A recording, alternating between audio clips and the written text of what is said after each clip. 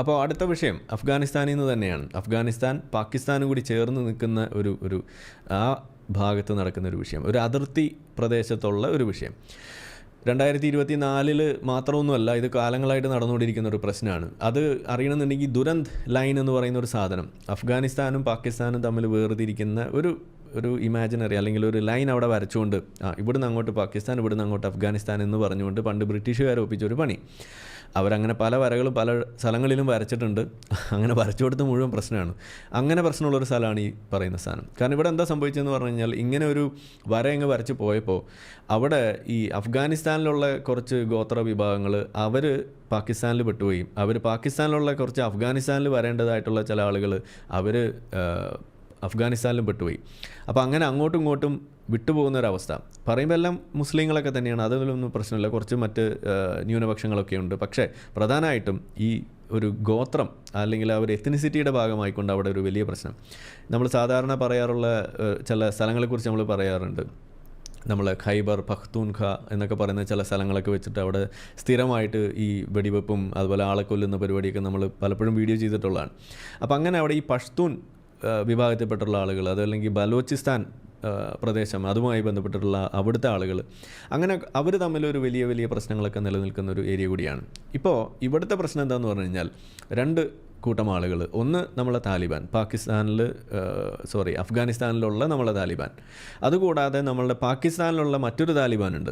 അത് TTP എന്ന് പറയുന്ന ഒരു താലിബാൻ്റെ മറ്റൊരു വകഭേദം. അതായത് തെഹ്രീക്കെ താലിബാൻ പാകിസ്ഥാൻ എന്ന് പറയുന്ന രണ്ടാമത്തെ മറ്റൊരു ഓർഗനൈസേഷൻ, അല്ലെങ്കിൽ ഒരു ടെറർ ഓർഗനൈസേഷൻ. ഇവർ രണ്ടുപേരും തമ്മിലുള്ള ചില പ്രശ്നങ്ങളും കൂടി ഇവിടെ വരുമ്പോൾ ഇതിൻ്റെ പേരിൽ ഈ തീവ്രവാദ സംഘടനകളും അതിനെ സപ്പോർട്ട് ചെയ്യുന്ന ആളുകൾക്കെതിരെ എന്ന് പറഞ്ഞുകൊണ്ട് പാകിസ്ഥാനിലെ ഔദ്യോഗിക അവിടുത്തെ സൈനിക സംവിധാനങ്ങളും അവിടുത്തെ ഗവൺമെൻറ് സംവിധാനങ്ങളും ഇവർ തമ്മിലുള്ള വലിയൊരു തർക്കം അല്ലെങ്കിൽ ഒരു പ്രശ്നം. അപ്പോൾ ഇവിടെ എന്തിനാണ് ഇസ്ലാം? ഇത് നമ്മളിപ്പോൾ നേരത്തെ വിഷയത്തിൽ ഇസ്ലാം എവിടെയാണ് വന്നതെന്ന് നമ്മൾ കണ്ടു. ഇനി ഇവിടെ എങ്ങനെയാണ് ഇസ്ലാം എന്നുള്ളതാണ് നമ്മൾ ഇനി കാണാൻ പോകുന്നത്. സാധാരണ ഇതുപോലുള്ള കാര്യങ്ങൾ പറയുമ്പോൾ ഇത് ജിയോ പൊളിറ്റിക്കലാണ്, ഇതിനകത്ത് വേറെ ഇസ്ലാമിന് റോളൊന്നുമില്ല എന്ന് പറഞ്ഞിട്ട് വെളുപ്പിക്കുന്ന നമ്മളുടെ ഉണ്ണാക്കൻസിനെ നമുക്ക് കാണാം. പക്ഷേ അങ്ങനെ കൈ കഴുകാൻ കഴിയില്ല. മുഹമ്മദ് നബി വന്ന അന്ന് മുതൽ ഈ ഷിയ സുന്നി തർക്കം മുതൽ ഇന്നിപ്പോൾ നമ്മൾ കാണുന്ന ഓരോ വിഷയം എടുത്തു കഴിഞ്ഞാൽ അതിൻ്റെ ഏറ്റവും അടിയിൽ കിടക്കുക ഇസ്ലാം തന്നെയാണ്. ഇവിടെയും അത് തന്നെയാണ്. അപ്പോൾ ഈ രണ്ട് ഓർഗനൈസേഷനും അല്ലെങ്കിൽ രണ്ട് ഇതുപോലുള്ള സംഘടനകളും താലിബാൻ്റെ ലക്ഷ്യം എന്താണെന്ന് നമുക്കറിയാം. അവരുടെ ലക്ഷ്യം അഫ്ഗാനിസ്ഥാൻ എന്ന് പറയുന്ന സ്ഥലത്ത് അവരവിടെ ഒരു ഇസ്ലാമിക രാജ്യം സ്ഥാപിക്കുക എന്നതാണ് അവരുടെ ലക്ഷ്യം. എന്താണ്? ഇസ്ലാമിക രാജ്യം, വേറെ ഒന്നുമല്ല കേട്ടോ, ഇസ്ലാമിക രാജ്യം തന്നെയാണ് അവർ സ്ഥാപിക്കാൻ വേണ്ടി നോക്കുന്നത്. അപ്പോൾ അവിടെ ഇസ്ലാം വന്നു. ഇനി ഇവിടെ TTP എന്ന് പറയുന്ന ആ സംഘടനയെ സംബന്ധിച്ചിടത്തോളം ഒരു ടെറർ ഓർഗനൈസേഷനാണ്. അവരെ സംബന്ധിച്ചിടത്തോളം അവരുടെ ലക്ഷ്യം എന്താണ്? അവർ പാകിസ്ഥാനെതിരാണ്, പാകിസ്ഥാനിലെ ഔദ്യോഗിക ഗവൺമെൻറ്റുകൾക്കെതിരാണ്. എന്നിട്ട് അവർ ലക്ഷ്യം വെക്കുന്നത് പാകിസ്ഥാൻ ഒരു ഇസ്ലാമിക് സ്റ്റേറ്റ് ആക്കാൻ വേണ്ടിയിട്ടാണ് അവർ ലക്ഷ്യം വെച്ചുകൊണ്ടിരിക്കുന്നത്. അപ്പോൾ ഇതിനു വേണ്ടിയിട്ട് നമ്മളുടെ അഫ്ഗാനിസ്ഥാനിലുള്ള താലിബാൻ അവരുടെ സപ്പോർട്ടോടു കൂടി ഉണ്ടാക്കിയിട്ടുള്ള ഈ TTP ഒളിഞ്ഞും തെളിഞ്ഞും അവർക്ക് സപ്പോർട്ട് കൊടുക്കുന്നു. ഇതാണ് ഒരു പ്രധാനപ്പെട്ട വിഷയം. ഈ പാകിസ്ഥാനിലുള്ള ഈ TTPക്ക് വേണ്ടിയിട്ടുള്ള ട്രെയിനിങ്ങും കാര്യങ്ങളും എല്ലാം പലപ്പോഴും കൊടുക്കുന്നത് അഫ്ഗാനിസ്ഥാനകത്തുള്ള സ്ഥലങ്ങളിൽ വെച്ചിട്ടും കൂടിയാണ് എന്നും വരുന്നു. ഇതെല്ലാം അവിടെ നടക്കുകയാണ്. എന്നാൽ ഇതിൻ്റെ ഇടയിൽ കൂടെ ഈ താലിബാൻ പാകിസ്ഥാനുമായിട്ട് ഔദ്യോഗികമായിട്ടുള്ള ബന്ധങ്ങൾ സ്ഥാപിക്കുകയും കൂടി ചെയ്യുമ്പോൾ ഇത് എന്താ പറയുക, അപ്പുറത്ത് താലിബാൻ ഈ TTPനെ വളർത്തുന്നു, ഇപ്പുറത്ത് നിന്നിട്ട് പോയി പാകിസ്ഥാനെ വളർത്തുന്നു, അല്ലെങ്കിൽ അവരുമായിട്ട് ബന്ധം സ്ഥാപിക്കുന്നു. പാകിസ്ഥാനാണെങ്കിൽ അവരെ സംബന്ധിച്ചിടത്തോളം TTP എന്ന് പറയുന്നത് അവരുടെ വലിയൊരു ശത്രുവാണ്. അപ്പോൾ ഇപ്പുറത്ത് ശത്രുവായിട്ട് നിൽക്കുന്ന ആളോട് നിൽക്കേണ്ട സമയത്ത് അവിടെ അവർ പോയിട്ട് അവരുമായിട്ട് ഒരു മിത്രം ആയി മാറുന്നൊരവസ്ഥ. അപ്പോൾ അങ്ങനെ വരുമ്പോൾ ഇടയ്ക്കിടയ്ക്ക് ഈ താലിബാനും TTPയും തമ്മിലും പ്രശ്നം വരുന്നു.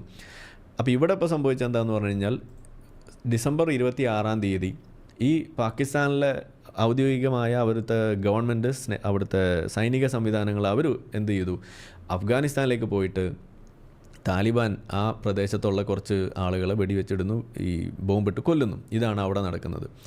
അപ്പോൾ എന്താണ് സംഗതി? ഈസ്റ്റേൺ അഫ്ഗാനിസ്ഥാനിൽ 46ഓളം ആളുകളെയാണ് കൊന്നത്. അതിൽ കൂടുതലും സ്ത്രീകളും കുട്ടികളുമാണ്. അതുകൊണ്ടാണ് നമ്മൾ കഴിഞ്ഞ ദിവസം നമ്മൾ കണ്ടല്ലോ, ഓൾ ഐസ് ഓൺ അഫ്ഗാനിസ്ഥാൻ എന്ന് പറഞ്ഞിട്ട് നമ്മളൊരു പോസ്റ്റ് നമ്മളിവിടെ കണ്ടിരുന്നു. ഒരുപാട് ആളുകൾ ഷെയർ ചെയ്തിരുന്നു. മില്യൺ കണക്കിന് ആളുകളാണ് അത് വെച്ചിട്ട് ഇവിടെ വലിയ തോതിൽ വിഷമം പ്രകടിപ്പിച്ചത്. ആ കൊല്ലപ്പെട്ട സിവിലിയൻസിന് വേണ്ടിയിട്ട് ഇവിടെ വലിയ തോതിലുള്ള പ്രക്ഷോഭങ്ങളായിരുന്നു. അഫ്ഗാനിസ്ഥാനിൽ സംഭവിച്ചുകൊണ്ടിരിക്കുന്ന ആ ഒരു സിവിലിയൻ കാഷ്വാലിറ്റി, അത് പാകിസ്ഥാൻ നടത്തിയ വലിയൊരു നരനായ സഹായമായിട്ടാണ് എന്നൊക്കെ പറഞ്ഞ് നമ്മൾ ആഗോളതലത്തിൽ നമ്മൾ കണ്ടു. നമ്മളുടെ ഷെയ്ൻ നിഗത്തിനെ പോലെയൊക്കെയുള്ള ആളുകൾ പോസ്റ്റ് വരെ ഇട്ടത് നമ്മൾ കണ്ടു. പിന്നെ ദുൽഖർ സൽമാൻ അതിനെക്കുറിച്ച് പോസ്റ്റ് ഇട്ടു. പിന്നെ മമ്മൂട്ടി വരെ പോസ്റ്റ് ഇട്ടു എന്നാണ് അറിയുന്നത്. അങ്ങനെ ലോകത്തുള്ള പല പല ആളുകൾ, നമ്മളുടെ മുക്കാൽ മീഡിയക്കാർ സാധാരണ അവർ 1 മണിക്കൂർ നേരമാണ് നമ്മളുടെ ഈ അടുപ്പ് കൂട്ടി ചർച്ച നടത്താറുള്ളത്. പക്ഷേ ഈ അഫ്ഗാനിസ്ഥാനിൽ സംഭവിച്ച ഈ ഒരു സിവിലിയൻ ഡെത്ത്, ആ കാഷ്വാലിറ്റി, അത് മുൻനിർത്തിയിട്ട് അവർക്ക് വിഷമം സഹിക്കാൻ വയ്യാതെ അവർ പരിപാടി ഓഫാക്കാൻ പോലും മറന്നു എന്നാണ് അറിയുന്നത്. ഏതാണ്ട് 10-72 മണിക്കൂറാണ് അവർ പരിപാടി നടത്തിയെന്നാണ് അറിയുന്നത്. 3 ദിവസം കഴിഞ്ഞ് ഇപ്പോഴും തീർന്നിട്ടില്ല എന്നാണ് തോന്നുന്നത് കേട്ടോ. നിങ്ങൾ പോയി കഴിഞ്ഞാൽ അറിയാം, അവിടെ ഇപ്പോഴും പുകയും വെടിയും ഒക്കെ കാണാം. അപ്പം അങ്ങനെ വളരെ ലോക ശ്രദ്ധ പിടിച്ചു പറ്റി, അങ്ങനെ വലിയ തോതിൽ ശ്രദ്ധ ആകർഷിച്ച ഒരു വിഷയമായിരുന്നു. പാകിസ്ഥാൻകാർ അവിടെ അഫ്ഗാനിസ്ഥാനിൽ ചെന്ന് ഇതുപോലെ കണ്ണുമൂക്കുമില്ലാതെ കുട്ടികളെയും സ്ത്രീകളെയൊക്കെ ഇങ്ങനെ കൊന്നു തള്ളിയ ഒരു കാഴ്ച നമുക്ക് കണ്ടു നിൽക്കാൻ കഴിയില്ല. അത്രയ്ക്ക് വിഷമം പിടിച്ച ഒരു സാധനമായിരുന്നു. എന്തായാലും ഇപ്പോഴും എനിക്ക് വിഷമം വരികയാണ്. അറബി മൂളിച്ചയുടെ ലേശം കുറവുണ്ട്, കാര്യമാക്കണ്ട, പോട്ടെ. അപ്പോൾ അങ്ങനെ ഒരു 26-ാം തീയതി അവർ നടത്തിയ ആ ഒരു അക്രമം, അത് നമുക്ക് ലോകം ഇതുവരെ താങ്ങിയിട്ടില്ല. അതിൻ്റെ ആ ഒരു ദുഃഖം ഇപ്പോഴും അവർ താങ്ങാൻ കഴിയാതെ ഇങ്ങനെ നിൽക്കുകയാണ്. അതിനുശേഷം പിന്നെ എന്ത് സംഭവിച്ചു? അതിനുശേഷം ഡിസംബർ 28-ാം തീയതി അഫ്ഗാനിസ്ഥാനിലെ താലിബാൻ അവർ തിരിച്ച് പാകിസ്ഥാനിലേക്ക് ഇതേപോലെ കുറച്ച് അറ്റാക്കുകളൊക്കെ നടത്തി. എത്ര പേര് കൊന്നുവെന്നോ എത്ര പേര് അവിടെ ലക്ഷ്യം വെച്ചെന്നോ ഇതിനെക്കുറിച്ചൊന്നും അവർക്ക് വലിയ ധാരണയൊന്നുമില്ല. അങ്ങോട്ട് കണ്ണും പൂട്ടി കുറച്ച് സാധനങ്ങളൊക്കെ തിരിച്ചയച്ചു. എന്തായാലും അവർ പറഞ്ഞത് 19 പാകിസ്ഥാനി സോൾജേഴ്സിനെ പിടികൂടി എന്നൊക്കെയാണ് പറഞ്ഞത്, അവരെ കൊന്നു എന്നൊക്കെയാണ് പറയുന്നത്. എന്തായാലും കുറച്ച് ആളുകളെ തിരിച്ചും കൊന്നു. വീണ്ടും നമ്മളുടെ ഷെയ്ൻ നിഗം പോസ്റ്റ് ഇടുന്നു, നമ്മളുടെ ദുൽഖർ സൽമാൻ പോസ്റ്റ് ഇടുന്നു, മമ്മൂട്ടി പോസ്റ്റ് ഇടുന്നു, മോഹൻലാൽ പോസ്റ്റ് ഇടുന്നു, പിന്നെ പല പല ആളുകൾ പോസ്റ്റ് ഇടുന്നു. അങ്ങനെ വലിയ പ്രശ്നമായി. പിന്നെ മുക്കാൽ മീഡിയ അപ്പം തന്നെ വീണ്ടും അവർ അടുത്ത വീഡിയോ ആയിട്ട് ഇറങ്ങി. കാരണം ഇതിങ്ങനെ ആളുകളെ കൊല്ലല്ലേ, സൈനികർ എന്നൊക്കെ പറഞ്ഞ് ഇങ്ങനെ പറയുമെങ്കിലും അവർ മനുഷ്യരല്ലേ, മനുഷ്യന്മാരിങ്ങനെ കൊല്ലാൻ പാടുണ്ടോ എന്നൊക്കെ പറഞ്ഞ് അവിടെ വലിയ വലിയ പ്രശ്നങ്ങളായിരുന്നു. അങ്ങനെ എന്തായാലും നിലവിളിയൊക്കെ ഏകദേശം ഒരു പരുവായിട്ട് ഇങ്ങനെ ഇരിക്കുമ്പോഴാണ് അടുത്ത ആൾക്കാർ കയറി വരുന്നത്. അതാണ് നമ്മളുടെ 3ാമത്തെ ആൾ, ഇറാൻ. അവരുടെ ഭാഗം കൂടി അവർ കളിക്കണമല്ലോ, അവരും കൂടി ഇതിലേക്ക് ഇറങ്ങി. അവരുടെ പ്രശ്നം എന്താണ്? അവരുടെ പ്രശ്നം പാകിസ്ഥാനിൽ ഉള്ള മറ്റൊരു കൂട്ടം ആളുകളുണ്ട്. അവിടെ അവർ ഈ എന്താണ് ജയ്ഷ് അൽ അദിൽ എന്ന് പറയുന്ന മറ്റൊരു ഗ്രൂപ്പ് ആളുകളുണ്ട്. അവർ ഈ ബലോചിസ്ഥാനുമായി ബന്ധപ്പെട്ടിട്ടുള്ള കുറച്ച് ആളുകളാണ്. അവർ ഇറാനിൽ ഇറങ്ങി നിന്നുകൊണ്ട് അവിടെ ചില പ്രശ്നങ്ങളൊക്കെ നടത്തുന്ന ആളുകളാണ്. നമ്മൾ അതിനെക്കുറിച്ച് മുന്നേ വീഡിയോ ചെയ്തതാണ്.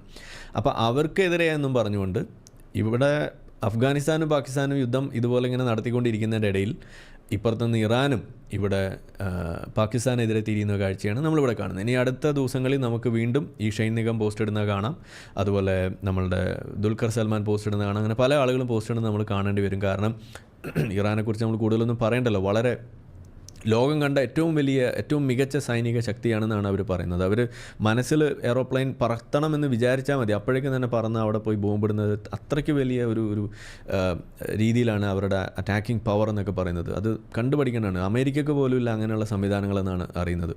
പിന്നെ അതെന്താണെന്ന് അറിയാൻ വേണ്ടിയിട്ട് ചൈന ഇറാനെ പോയിട്ട് പഠിക്കുകയൊക്കെ ചെയ്യുന്നുണ്ടെന്നൊക്കെ അറിയാൻ കഴിയുന്നു കേട്ടോ. എങ്ങനെയൊക്കെ ആണെങ്കിലും അവർ വലിയ അക്രമമാണ് നടത്താൻ പോകുന്നത്. ഒരുപാട് ആളുകൾ കൊല്ലപ്പെടും. പടച്ചോനെ കൊല്ലാതിരിക്കട്ടെ, അവരൊക്കെ സ്വർഗ്ഗത്തിലെത്തട്ടെ എത്രയും പെട്ടെന്ന്, കൊല്ലാതെ തന്നെ എന്നൊക്കെ നമുക്ക് വേണമെങ്കിൽ പ്രാർത്ഥിക്കാം, പോട്ടെ. എന്തായാലും അങ്ങനെ അവിടെ അവർ 3 സ്ഥലത്തു നിന്നുമുള്ള യുദ്ധങ്ങളാണ് ഇനി നമ്മൾ കാണാൻ പോകുന്നത്. അപ്പോൾ ഏതായാലും നിങ്ങൾക്ക് കേൾക്കാൻ സാധിക്കുന്ന ആ നിലവിളികൾ അത് വെറുതെ അല്ല, അത് വളരെ വലിയ പ്രശ്നമാണ് അവിടെ നടന്നുകൊണ്ടിരിക്കുന്നത്. സംഗതി സാധാരണ നമ്മളിങ്ങനെയുള്ള നിലവിളികളൊന്നും കേൾക്കാറില്ല, പക്ഷേ ഇത്തവണ എന്താണെന്നറിയില്ല, ഇങ്ങനെ ഷെയ്ൻ നിഗമൊക്കെ പോസ്റ്റ് ഇടുന്നത് കാണുമ്പോൾ നമുക്കതൊരു വലിയ സന്തോഷമാണ് തരുന്നത്. കുട്ടികൾ എവിടെ മരിച്ചാലും അത് നമ്മുടെ പ്രശ്നം തന്നെയാണ്, സ്ത്രീകൾ എവിടെ മരിച്ചാലും അത് നമ്മുടെ പ്രശ്നമാണ്, സിവിലിയൻസ് അത് എവിടെ കൊല്ലപ്പെട്ടാലും അത് നമ്മുടെ പ്രശ്നം തന്നെയാണ് എന്ന ആ വലിയ സന്ദേശം മുന്നോട്ട് വെക്കുന്ന ഷെയ്ൻ നിഗത്തിനെ പോലെയുള്ള ആളുകൾ അവരിടുന്ന ഓരോ പോസ്റ്റും all ice on Afghanistan, all ice on Pakistan, all ice on Iran എന്നൊക്കെ പറഞ്ഞിടുന്ന അത്തരം പോസ്റ്റുകൾ അത് നമ്മൾ ഓരോരുത്തരുടെയും കണ്ണുനീരായിട്ട് നമ്മളതിനെ പരിഗണിച്ച് നിങ്ങളും അത് ഷെയർ ചെയ്യണം എന്നാണ് എനിക്ക് പറയാനുള്ളത്. നിങ്ങൾക്ക് ഷെയ്ൻ നിഗത്തിൻ്റെ വാളിൽ പോയാൽ അത് കിട്ടും, അവിടെ നിന്ന് കോപ്പി പേസ്റ്റ് ചെയ്യാം, അതല്ലെങ്കിൽ ഷെയർ ചെയ്യാം, അതല്ലെങ്കിൽ സ്ക്രീൻഷോട്ട് എടുത്തിട്ട് വേണമെങ്കിൽ നിങ്ങൾക്ക് ഷെയർ ചെയ്യാം. അത്രമാത്രം വലിയ വലിയ പോസ്റ്റുകളൊക്കെയാണ് അവർ ഇട്ടുകൊണ്ടിരിക്കുന്നത്. ഓക്കെ, അപ്പോൾ ഏതായാലും അങ്ങനെ ഒരു വലിയ വാർത്തയും കൂടി ഇവിടെ ഉണ്ട്. നമുക്കിനി അടുത്ത വാർത്തയിലേക്ക് പോകാം. നമ്മളെ വീഡിയോ കണ്ടുകൊണ്ടിരിക്കുന്ന ആളുകൾ ചാനൽ സബ്സ്ക്രൈബ് ചെയ്തിട്ടില്ല എന്നുണ്ടെങ്കിൽ അത് ചെയ്ത് നമ്മളെ സപ്പോർട്ട് ചെയ്യുക. മറ്റു രീതിയിൽ സപ്പോർട്ട് ചെയ്യാൻ ആഗ്രഹിക്കുന്ന ആളുകൾക്ക് അതിൻ്റെ ഡീറ്റെയിൽസ് ഡിസ്ക്രിപ്ഷനിലുണ്ട്. നിങ്ങളുടെ ഓരോ ലൈക്കും ഷെയറും അതുപോലെ കമൻ്റ് ഇടുന്നതും ഈ വീഡിയോ അതിൻ്റെ താഴെ വരുന്ന കമൻറ്റുകൾക്ക് നിങ്ങൾ പ്രതികരിക്കുന്നതെല്ലാം തന്നെ വീഡിയോയുടെ റീച്ച് കൂടുന്നതിന് വലിയ തോതിൽ ഉപകാരപ്പെടുന്ന സംഗതിയാണ്. അപ്പോൾ അതുകൊണ്ട് അതിൽ നിങ്ങൾ ഏർപ്പെടണം എന്നും കൂടി ഞാൻ അഭ്യർത്ഥിക്കുകയാണ്. മറ്റുള്ള രീതിയിലുള്ള സപ്പോർട്ട് തുടർന്നും നിങ്ങളുടെ ഭാഗത്തുനിന്നുണ്ടാവും എന്ന് പ്രതീക്ഷിക്കുന്നു.